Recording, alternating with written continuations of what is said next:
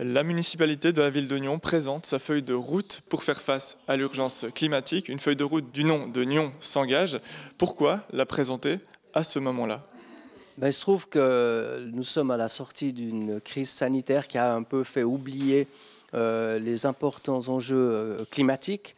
Il y a une résolution qui avait été votée par le conseil communal. Nous avons pris le temps de faire un état des lieux et de présenter un projet très ambitieux, à la fois par rapport aux aspects climatiques, mais également par rapport aux aspects économiques, puisqu'on part de l'idée qu'à la sortie de cette pandémie et de tous les effets qui étaient quand même assez négatifs, il y a une opportunité aujourd'hui de relancer l'économie locale, notamment en privilégiant des investissements dans le domaine climatique. Par exemple, comment est-ce que ça peut se traduire? Alors, il y a des investissements qui seront utiles à la population.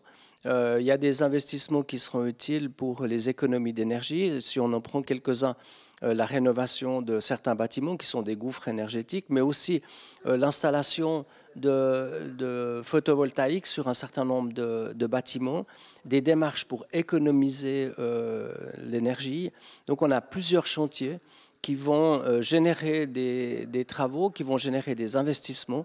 Et on espère qu'un certain nombre d'entreprises de la région lyonnaise pourront bénéficier des contrats pour ces travaux. La municipalité qui mise sur le photovoltaïque notamment, puisque 3 préavis sur les 4 qui seront déposés au conseil communal de juin concerneront le photovoltaïque. C'est en quelque sorte ce qui est prévu durant ces quelques années pour faire face à l'écologie notamment. Alors ce qu'il faut savoir, c'est que par rapport à Nyon s'engage, ce sont quelques préavis maintenant. Effectivement, le photovoltaïque, c'est un peu un parent pauvre. Nyon n'a pas de barrage, n'a pas de centrale électrique, produit assez peu d'énergie, quand bien même nous avons les services industriels. Et l'idée, c'est vraiment de donner un élan pour le photovoltaïque, que ce soit par des privés avec une coopérative solidaire ou par les services industriels. Donc ça, c'est un des axes. Mais il y en a plusieurs autres qui vont être présentés au cours des prochains mois, notamment avec des travaux qui vont permettre d'améliorer l'isolation des bâtiments communaux et qui permettront d'économiser de l'énergie, ou encore d'autres démarches en vue d'une économie d'énergie. Et là, on a besoin d'associer la population.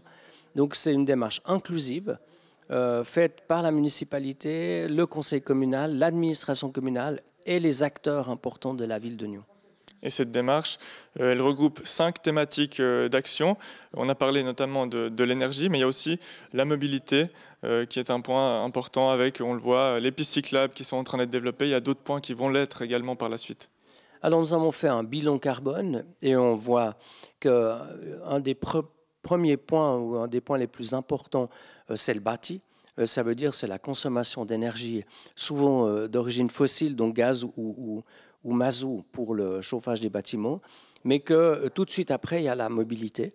Effectivement, avec la consommation là aussi d'essence, la mobilité qui génère quand même un nombre impressionnant de tonnes de CO2. Et puis, il y a d'autres thématiques qui doivent être prises en compte parce qu'il y a aussi l'environnement, il y a aussi la biodiversité, il y a la renaturation des cours d'eau, il y a tout un engagement qui doit être fait.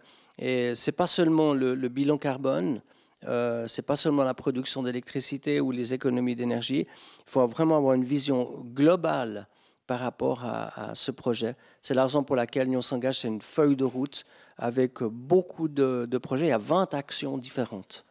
Oui, Nyon s'engage, c'est 20 actions différentes et c'est un préavis qui donc, est déposé pour le prochain conseil communal. Comment il devrait être perçu, ce préavis, par l'ensemble du conseil communal? Le conseil communal a signé une résolution. Alors, signer une résolution, voter une résolution, si elle n'est pas suivie d'effet, ça ne sert à pas grand-chose. Donc là, on est en cohérence. On part de l'idée que c'est un programme raisonnable, ambitieux certes, mais pragmatique. Il y a une volonté de fédérer les gens. C'est une démarche vraiment inclusive.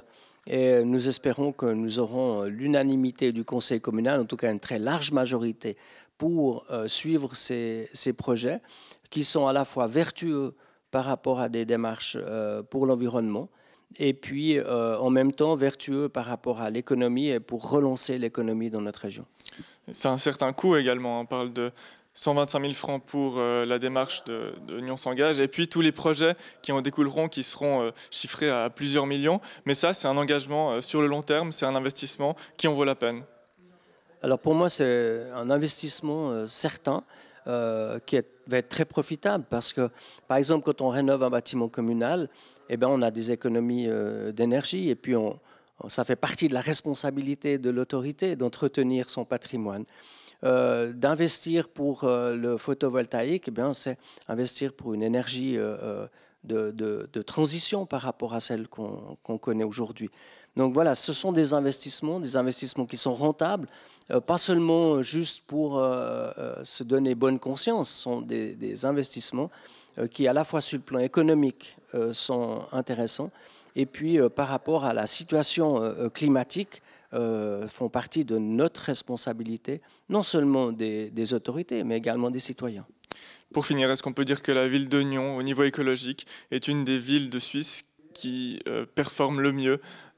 En tout cas, nous n'avons pas voulu faire un effet d'annonce ou une promesse en disant qu'en 2030 ou en 2040 ou en 2050, on serait à tel objectif. On essaye de faire le mieux qu'on peut avec les moyens que nous avons, en réorientant un certain nombre d'investissements, d'avoir certaines priorités, peut-être un peu différentes d'il y a quelques années. Nous espérons en tout cas que les Nyonnais seront fiers de ce qui est fait, non seulement par les autorités, mais par l'ensemble des acteurs de la ville. Merci beaucoup, Daniel Rossella. Merci beaucoup.